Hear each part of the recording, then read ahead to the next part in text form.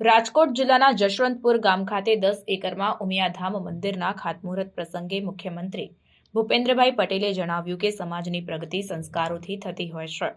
સમાજમાં સંસ્કાર સિંચન અને સામાજિક કાર્યોમાં જો આધ્યાત્મિક શક્તિ ભળે તો સમાજમાં દૂષણ આવતું અટકે છે.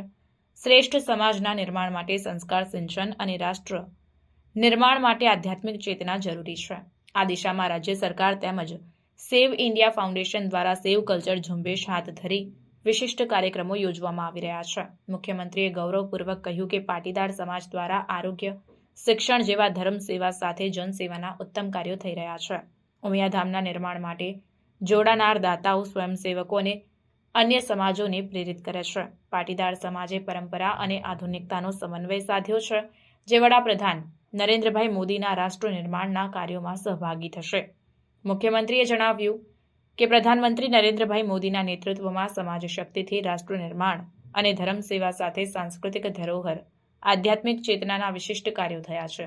વડાપ્રધાન દ્વારા અયોધ્યામાં શ્રીરામ મંદિર, કાશી અંબાજી મહાકાલ કોરિડોર, સોમનાથ તેમજ રામાયણ સર્કિટ, બૌદ્ધ સર્કિટ, વિવેકાનંદ સર્કિટ સાથે વિકાસ અને વિરાસતને ગૌરવાન્વિત ઊંચાઈ પર લઈ જવાનું કાર્ય થયું છે.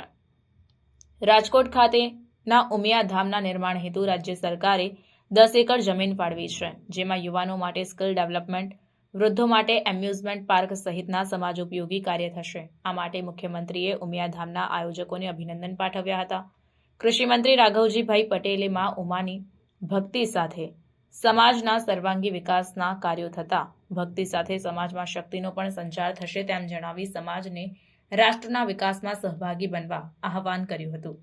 સાંસદ પુરુષોત્તમભાઈ રૂપાલાએ આ તકે પોતાના સંબોધનમાં જણાવ્યું કે રાજકોટનું ઉમિયાધામ શ્રદ્ધાનું કેન્દ્ર તો બનશે જ, સાથોસાથ આ ઉમિયાધામ સામાજિક સંસ્થાના માધ્યમથી યુવાનોને વિકસાવવાની ઉત્તમ તકો ઉપલબ્ધ કરાવશે. ઉમિયાધામના માધ્યમથી વિરાસત સાથે વિકાસને જોડવાનું કામ રાજ્ય સરકાર કરી રહી છે.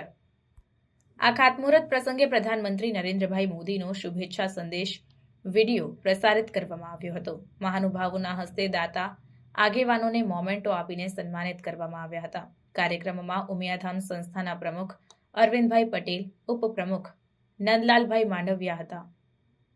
સાથે જ ઊંઝા ઉમિયાધામના પ્રમુખ બાબુભાઈ પટેલ દ્વારા પ્રસંગોચિત ઉદ્બોધન કરવામાં આવ્યા.